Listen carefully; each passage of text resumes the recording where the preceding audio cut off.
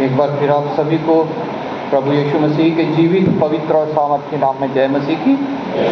धन्यवाद करते हैं प्रभु का कि एक और ये उत्तम समय उसने हमारे जीवन में जोड़ा कि हम उसके चरणों में उपस्थित हैं। और जबकि हम उसके चरणों में बैठे हैं, हमें प्रभु की शांति को महसूस करना है, उसके आनंद को महसूस करना है और उसकी आत्मा जो उसके वादे के अनुसार कि जहाँ 2 या 3 मेरे नाम से इकट्ठा है मैं उनके बीच में हूँ, उसको अपने हृदय में इनवाइट करना है। और प्रभु का वचन जो उसकी वाणी है उसको हमने ग्रहण करना है, उसको समझना है और उसको अपने जीवन में जगह देनी है, जीवन में उसको अपने इस्तेमाल करना है। जब हम प्रकाशित वाक्य उसका पहला अध्याय उसकी 3 आयत पढ़ते हैं, वहाँ पे लिखा है, धन्य है वह जो इस भविष्यवाणी के वचन को पढ़ता और वे जो सुनते और इसमें लिखी हुई बातों को मानते हैं, क्योंकि समय निकट है। हालेलुया। हमने पूरी बाइबल पढ़ी होगी, कई बार पढ़ी होगी। अगर बाइबल शरीर है, बॉडी है, तो प्रकाशित वाक्य सर है। अगर बाइबल की 65 पुस्तकें जो वो खेती है, तो प्रकाशित वाक्य जो है वो फसल है। अगर 65 पुस्तकें जो है वो पेड़ हैं, तो बाइबल के 65 पुस्तकें अगर पेड़ हैं, तो प्रकाशित वाक्य जो है ये पेड़ का फल है। समय निकट है और उस निकट समय की भविष्यवाणी इस प्रकाशित वाक्य में लिखी है। और लिखा है, इसको जो पढ़ता है, इसको जो सुनता है और इसमें जो बातें लिखी हैं उन्हें मानता है, वो धन्य है।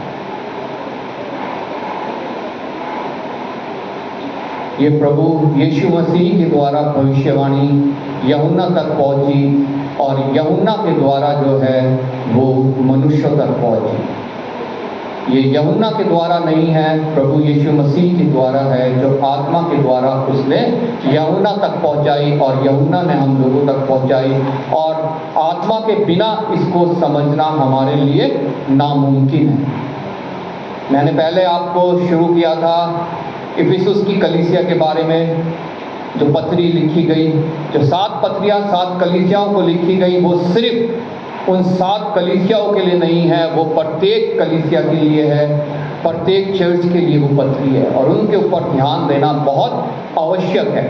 पहली पत्री जो इफिसुस का नाम लिखी थी, वहाँ लिखा है, तेरा पहला सा प्रेम ना रहा, तेरा प्रेम ठंडा पड़ गया।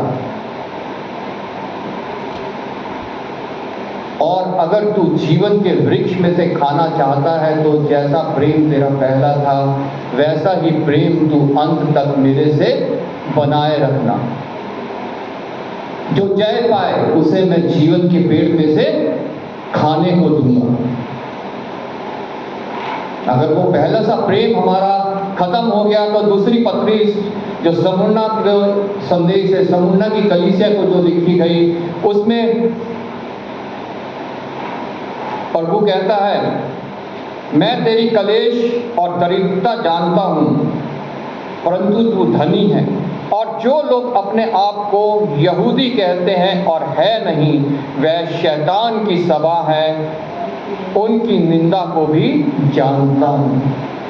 कलीसिया के विषय में लिखा है ये, जो यहूदी समझते हैं, मतलब आज के दिन हम कह सकते हैं जो अपने आप को मसीही समझते हैं पर है नहीं। वो कौन लोग हैं जिनका वो पहला सा प्रेम ठंडा पड़ गया है, जो आज सांसारिक बातों में लीन हो गए हैं, जो शारीरिक बातों में लीन हो गए हैं, जो भौतिक बातों में लीन हो गए हैं। उनके विषय में प्रभु बहुत वेदना के साथ कह रहा है कि वो मसीही तो कहलाते हैं लेकिन मसीह है नहीं। और लिखा है, उनके द्वारा तुझे बहुत दुख सहना पड़ेगा, क्योंकि उनके बीच में शैतान है। और अगर तू भी वहां है तो तुझे बहुत दुख सहना पड़ेगा, इसलिए वहां से निकल जा, उनके बीच में से निकल जा, तभी जो है तू बच सकेगा। क्योंकि वो पूरी कलीसिया जो है वो उस स्थान में जाएगी जहां शैतान ने जाना है और उसकी सेना ने जाना है। जो लोग अपने आप को यहूदी कहते हैं और है नहीं, पर शैतान की सभा है, उनकी निंदा को भी जानता हूं। जो दुख तुझको झेलने होंगे उनसे मत डर। और आगे लिखा है, जिसके कान हो वह सुन ले कि आत्मा कलीसिया से क्या कहता है। जो जय पाए उसको दूसरी मृत्यु से हानि नहीं। और उससे पहले लिखा है, प्राण देने तक विश्वासी रहे तो मैं तुझे जीवन का मुकुट दूंगा। प्रत्येक मसीही के लिए उस जीवन के वृक्ष में से फल, ये जीवन का मुकुट, अगली जब हम पढ़ेंगे आज पिरगमुस की को संदेश, पिरगमुस की कलीसिया को जो पत्री लिखी गई, जब उसको पढ़ेंगे उसके आखिर में भी एक हमारे लिए आशीष है, एक सौगात है हमारे लिए। जितने प्रभु के डरवैये हैं, जितने प्रभु के दास हैं, जितने प्रभु के सेवक हैं, जितने प्रभु के चेले हैं, जितने प्रभु के से प्रेम करते हैं और उनका प्रेम ठंडा नहीं पड़ा है, उनके लिए ये आशीषें हैं उस समय की जिसके लिए लिखा है समय निकट है। और उसके लिए हमें तैयार होने के लिए ये चेतावनियां दी गई हैं कि हम कलीसिया को किस रीति से हम चलाएं, कौन सी कलीसिया में हम जाएं, किस रीति से वो कलीसिया होनी चाहिए। आज मैं आप लोगों के सामने पिरगमुस को संदेश, जो पिरगमुस के कलीसिया को संदेश दिया गया, उसके विषय में आज की सांझ बातें करना चाहता हूं। क्योंकि जब हम उनको पढ़ेंगे, हम उन्हें सुनेंगे, हम उन्हें ग्रहण करेंगे, समझेंगे, अपने जीवन में लागू करेंगे, तभी हम उन आशीषों को पाने पाएंगे जो उस दिन हमें मिलनी है जब प्रभु यीशु मसीह का महिमा में आगमन होगा।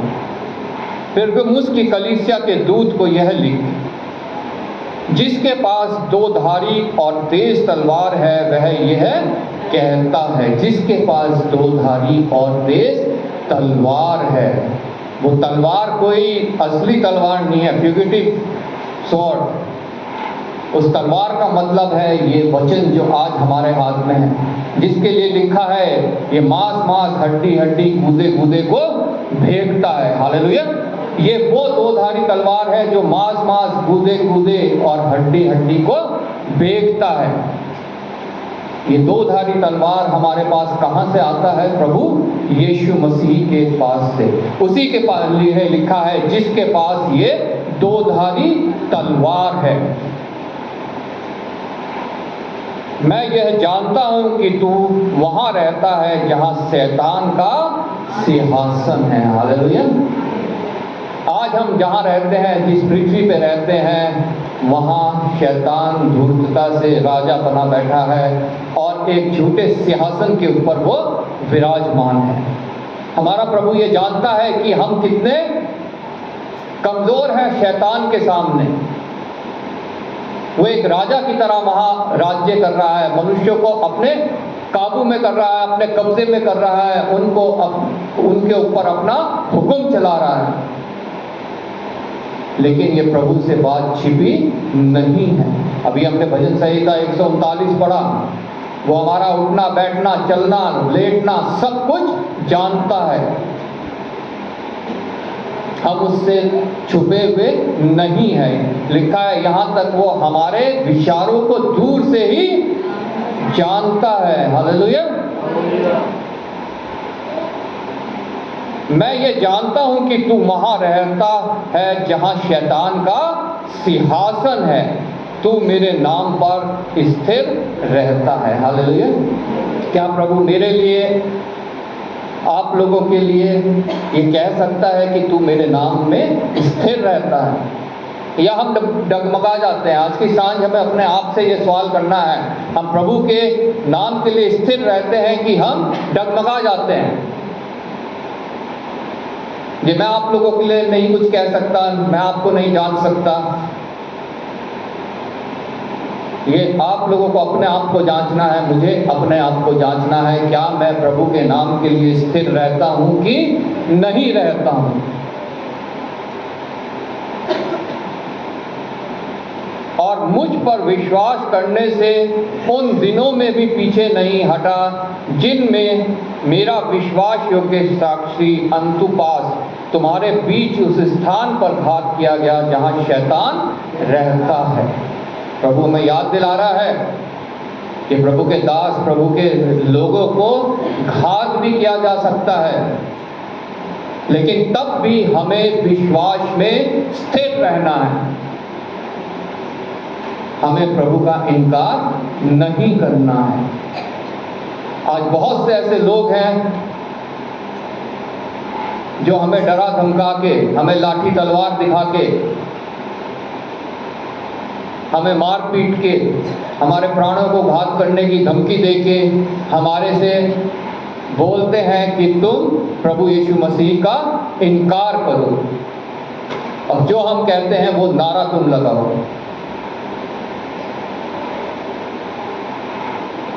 लेकिन जो विश्वास में स्थिर नहीं है, जो कमजोर है, वो उनके सामने जो है वो घुटने टेक देते हैं। जो ये जानते हैं कि जो मेरे सामने है वो सिर्फ मेरे शरीर को घात कर सकता है, लेकिन जो मेरे अंदर है वो मेरे शरीर और आत्मा पर, दोनों पर अधिकार रखता है। हम ये भूल जाते हैं और घुटने टेक देते हैं और प्रभु का इनकार कर देते हैं। जिस जीभ से हमने उसका अंगीकार किया था, जिस हृदय से हमने उसमें विश्वास किया था, रोमियो 10:23 में लिखा है, मुंह से अंगीकार करना और हृदय में ये विश्वास करना कि इसे परमेश्वर ने जीवितों में से उठाया तो तू उद्धार पाएगा। उस उद्धार को हम खो देते हैं। लेकिन प्रभु यहाँ बहुत हमारे पर विश्वास करके वो हमें कह रहा है कि मैं जानता हूं तुम वहां रहते हो जहां शैतान का सिंहासन है, तू मेरे नाम पर स्थिर रहता है और मुझ पर विश्वास करने से उन दिनों में भी पीछे नहीं हटा जिसमें मेरा विश्वास योग्य साक्षी अंतपुरुष तुम्हारे बीच उस स्थान पर घात किया गया जहां शैतान रहता है। 14वीं आयत में लिखा है, पर मुझे तेरे विरुद्ध कुछ बातें कहनी है।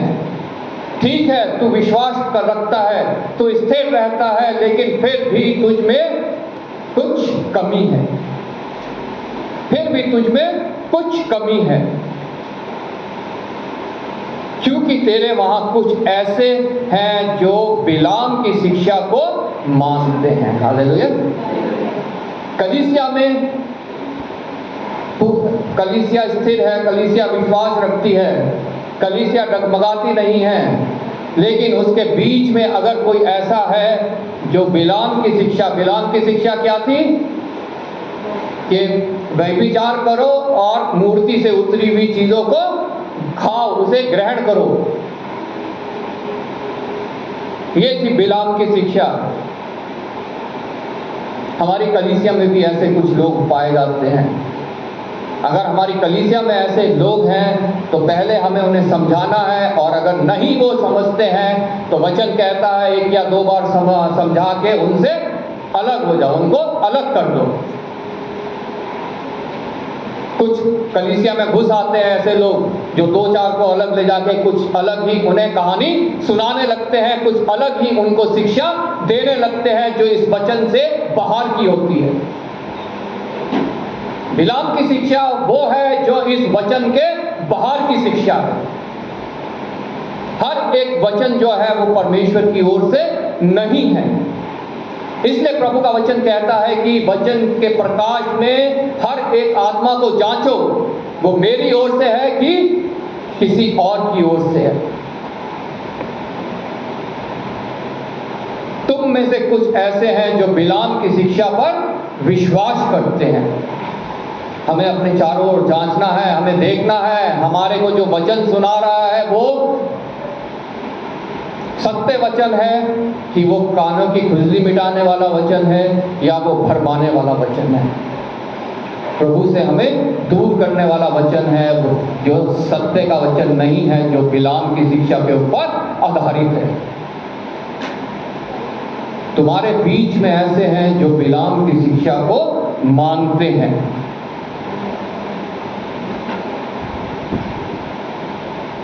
जिसने बलाक को इजराइलियों के आगे ठोकर का कारण रखना सिखाया। बलाक जो है वो एक धर्मी इंसान था, लेकिन बिलाम ने उसे जो है दूसरों के सामने ठोकर रखने का कारण बना दिया। हमारे बीच में भी जो ऐसे लोग होते हैं वो हमारे लिए ठोकर का कारण बन जाते हैं और फिर हम दूसरों के लिए भी ठोकर का कारण बन सकते हैं। वो हमें कुछ सिखाएगा, हम आगे जाके दूसरों को वो बातें बताएंगे। किसी मनुष्य के बारे में ही समझ लो कि उस कलीसिया में किसी चर्च के बारे में ही कह रहा है फलानी जगह जाने से हर मन्नत पूरी हो जाती है। ये बलाम की शिक्षा है, ये वचन की शिक्षा नहीं है। प्रभु का वचन कहता है तुम मेरे नाम से जो कुछ मांगोगे, वो यूं नहीं कहता फलाने चर्च में जाके, फलाने भवन में जाके जो कुछ मांगोगे या फलाने से प्रार्थना करवा के तो कुछ मांगोगे वो तुम्हारे लिए हो जाएगा। वो कहता है तुम विश्वास के द्वारा जो कुछ मेरे नाम से मांगोगे वो तुम्हारे लिए हो जाएगा। जोएल ने प्रार्थना के विषय में बहुत अच्छे से बताया था। पास्टर जोएल हमारे बीच में बैठे हैं। प्रार्थना हमें कैसे करनी है जब हमारी प्रार्थना सुनी जाएगी। जब हम उस तरीके से प्रार्थना करेंगे, विश्वास के द्वारा कुछ मांगेंगे प्रभु यीशु के नाम से, वो यहाँ बैठे बैठे भी हमारे लिए हो जाएगा। हमारे घर में बैठे बैठे हो जाएगा। हम गाड़ी चला रहे हैं तब मांग रहे हैं तब हो जाएगा। उसके लिए किसी भवन में जाने की जरूरत नहीं है कि फलाने गिरजा घर में चले जाओ, फलाने पादरी से प्रेयर करवा लो। अगर हम खुद विश्वास के साथ उस प्रार्थना को करेंगे तो वो हमारी सुन के उसका उत्तर देगा।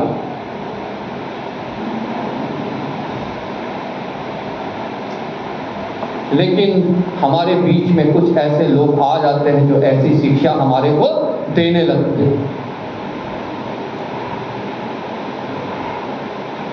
और मुझे तेरे विरुद्ध कुछ बातें कहनी है, क्योंकि तेरे वहाँ कुछ ऐसे हैं जो बिलाम की शिक्षा को मानते हैं, जिसने बलाक को इजराइलियों के आगे ठोकर का कारण रखना सिखाया कि वे मूर्तियों पर चढ़ाई वस्तुएं खाएं और व्यभिचार करें।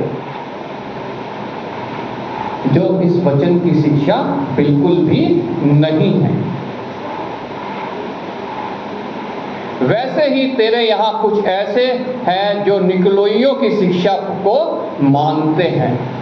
निकलोई जब शुरुआत में जब कलीसियाएं शुरू हुई थी फर्स्ट सेंचुरी में, तब ये निकलोइयों लोग होते थे और ये मसीहत से बिल्कुल इनकार करते थे। इनकी शिक्षाएं जो है वो मसीही लोगों से बिल्कुल विपरीत थी और वो मसीहत का, प्रभु यीशु मसीह का पूरी तरह इनकार करते थे। हमारे बीच में भी आज ऐसे लोग आ सकते हैं। कुछ कल्ट्स हैं जो हमारे बीच में आके ऐसा सिखाते हैं। उनमें से हमारे बीच में कई के घर में आए भी होंगे यहोवा विटनेस के नाम से, जो प्रभु यीशु मसीह का इनकार करते हैं। वचन को तोड़ मोड़ के आपको बताएंगे, लेकिन प्रभु यीशु मसीह को वो प्रभु करके ग्रहण नहीं करेंगे।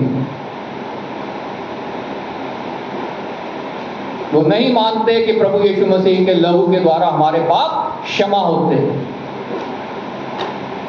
वो ये कहेंगे तुम पापी हो, हम पापी नहीं हैं। साफ साफ झूठ बोलेंगे। पहला यूहन्ना में लिखा है जो ऐसा करते हैं वो झूठे हैं। पहले यूहन्ना की पत्री में लिखा है जो ऐसा करते हैं वो झूठे हैं। निकलोइयों की शिक्षा को मानते हैं, मतलब इस वचन के विरोध की जो शिक्षाएं हैं उनको मानते हैं, उन पे चलते हैं, उन पे अपना ध्यान लगाते हैं। तब वो प्रकाशन यूहन्ना को मिला जो ये अंत समय के लिए है, आज के लिए है, मेरे लिए है, आप लोगों के लिए है कि हम इन लोगों से सावधान हो जाएं, जो वचन के विरोध की शिक्षा हमारे बीच में देते हैं। पढ़ेंगे बाइबल ही वो,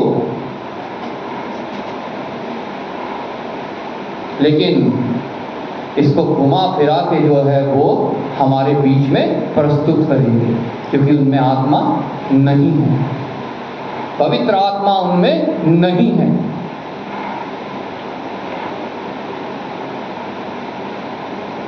लेकिन हमने अगर पवित्र आत्मा पाया है तो हमें उनकी शिक्षाओं से दूर रहना है। तुझ में यह कमी है कि तू उसकी शिक्षाओं को मान लेता है। ये उस कलीसिया के लिए लिख रहा है, पेरगमुस की कलीसिया के लिए। और कलीसिया कोई भवन नहीं है, कलीसिया प्रभु यीशु मसीह के लोगों का एक समूह है।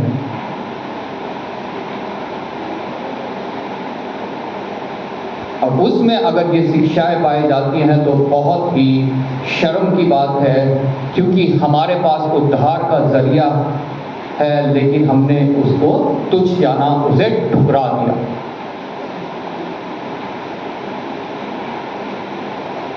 अतः मन फिरा।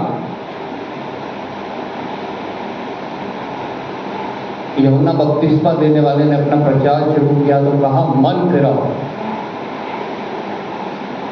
क्योंकि स्वर्ग का राज्य निकट है। प्रभु यीशु मसीह ने भी कहा मन फिराओ, और आज प्रकाशित वाक्य में भी प्रभु कहता है मन फिराओ। अगर हमारे जीवन में ये कमी पाई जाती है जो पेरगमुस की कलीसिया के बीच में थी, तो हमें मन फिराने की बहुत ही ज्यादा आवश्यकता है, बहुत ज्यादा आवश्यकता है हमें मन फिराने की, हमें नए सृष्टि बनने की, हमें नए सिरे से जन्म लेने की।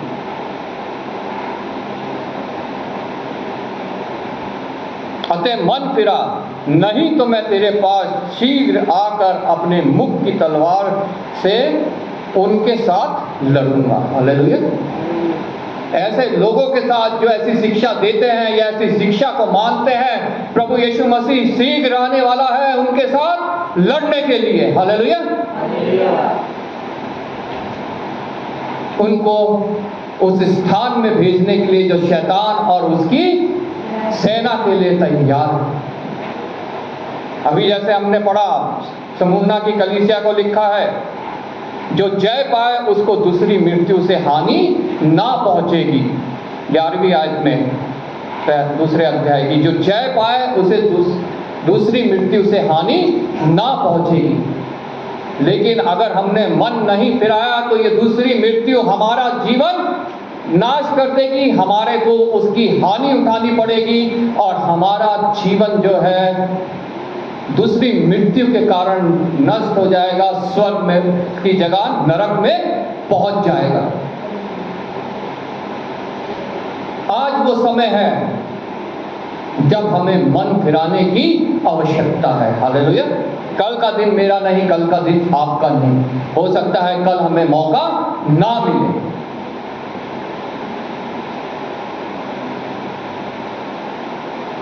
प्रभु का वचन कहता है, अगर तुम मेरा दूसरों के आगे इनकार करोगे तो मैं स्वर्ग में तुम्हारा इनकार करूंगा, और अगर तुम मेरा अंगीकार करोगे दूसरों के आगे तो मैं स्वर्ग में तुम्हारे को ग्रहण करूंगा।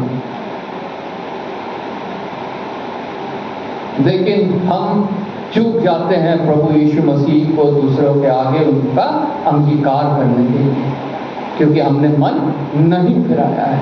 जो मन फिराए हुए लोग होते हैं वो प्रभु का सबके सामने अंगीकार करते हैं, सिर्फ जुबान से नहीं, अपने जीवन से भी। हालेलुया। जितने प्रभु प्रभु मुझे कहते हैं वो सब स्वर्ग में नहीं जाएंगे, बल्कि वो जो मेरे पिता की बातें सुनते हैं, मानते हैं, उन पर चलते हैं। हालेलुया। आज मुझे और आपको अपने आप को जांचने का समय मिला है अगर अभी भी हमारे अंदर कमी है, घटी है, तो प्रभु मुझसे आपसे कह रहा है मन फिराओ।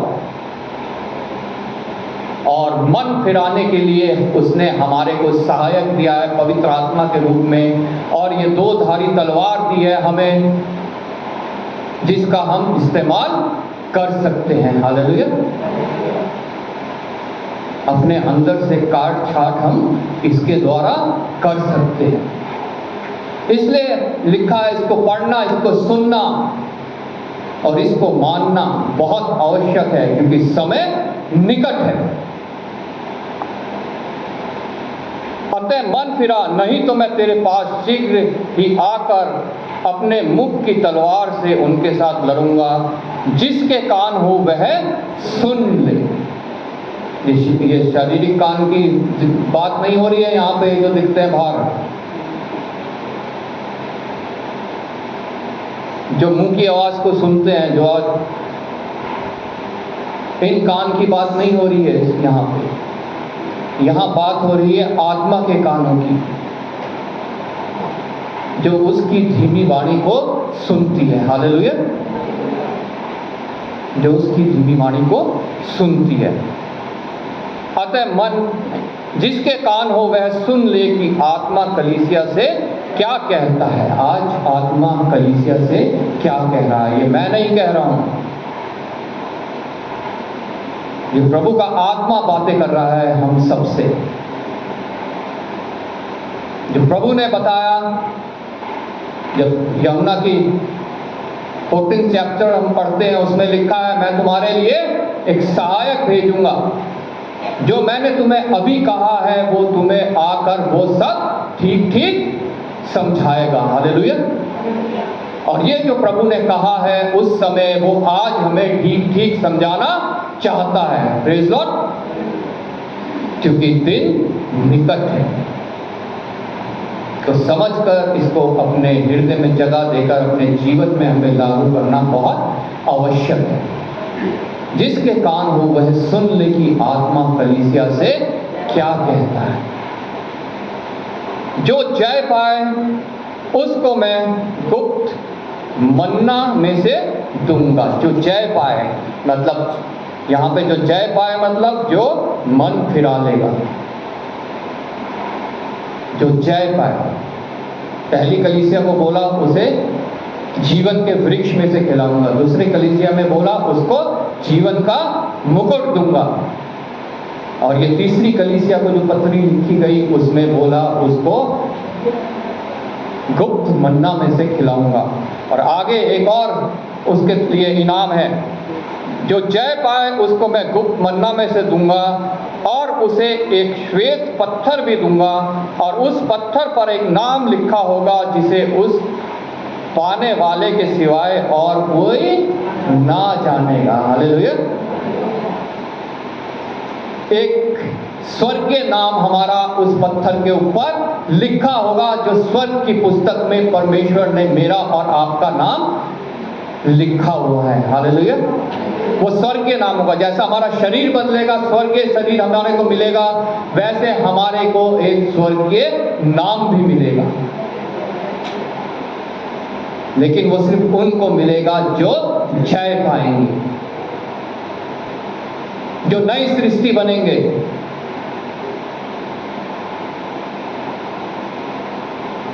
जो उस वचन के बाहर की जितनी शिक्षाएं हैं उनको अपने से दूर करेंगे, और ऐसे लोगों से भी दूर रहेंगे जो भरमा देते हैं। क्योंकि हम जहाँ रहते हैं ये शैतान की जगह है, उसने यहाँ अपना सिंहासन लगा रखा है। वचन कहता है वो सिंह की तरह घूम रहा है कि किसको कमजोर देखे और फाड़ डाले। कमजोर कौन हो जाता है? शैतान के लिए कमजोर कौन है? जो वचन से दूर है। अगर हम निरंतर वचन में बने रहते हैं, इसको परखते रहते हैं, इसको जांचते रहते हैं, हर एक आत्मा को जो वचन हमें छुड़ा रही है, इस वचन की प्रकाश में हम जब उसे जांचते हैं, समझते हैं, तो हम कभी भी कमजोर नहीं पड़ सकते शैतान के सामने। लेकिन जहां हम वचन से दूर होए, हम कमजोर पड़ गए और शैतान सिंह की तरह जो घूम रहा है वो हमें पकड़ के फाड़ देता है, नाश कर देता है हमारा। उसका काम ही यही है, इसीलिए वो आया। प्रभु का वचन यही बताता है, वो चोरी करने, घात करने और नाश करने के लिए आया है। अगर हम उस श्वेत पत्थर को पाना चाहते हैं, अपने स्वर्गीय नाम को जानना चाहते हैं, तो हमारे को जय पाना बहुत आवश्यक है। हालेलुया। उस नाम को पाने के लिए, उसे जानने के लिए हमारे को परिश्रम करना पड़ेगा। वो मैं अपने लिए कर सकता हूं, आप अपने लिए कर सकते हो। पति पत्नी के लिए नहीं कर सकती, पत्नी पति के लिए नहीं कर सकता। प्रार्थना जरूर कर सकते हैं। माँ बाप बच्चों के लिए नहीं कर सकते, बच्चे माँ बाप के लिए नहीं उस पत्थर को हासिल कर सकते। या कलीसिया के पास्टर कांग्रीगेशन के लिए उस पत्थर को हासिल नहीं कर सकते, और ना पास्टर के लिए कांग्रीगेशन उसको हासिल कर सकती है। सबको अपना अपना परिश्रम करना पड़ेगा। हालेलुया। उस स्वर्गीय मन्ना में से हमें अगर खाना है और उस नाम को हमें जानना है जो हमारा स्वर्ग में नाम है होगा, तो हमें अपने आप को जांचना, अपने आप को प्रभु के हाथों में सौंप देना और अपना मन परिवर्तन करना बहुत आवश्यक है। ये पेरगमुस के संदेश एक खत जो है, एक पत्र जो है, तीसरा पत्र है ये। पहला हमने पढ़ा जो इफिसुस को था, दूसरा स्मुरना को था, और तीसरा ये पेरगमुस की कलीसिया को जो पत्र है। आगे हम कभी चौथा पत्र है उसके बारे में बात करेंगे और उसकी जो आशीष है उसके बारे में हम बात करेंगे। प्रभु आपको इस वचन के द्वारा आशीष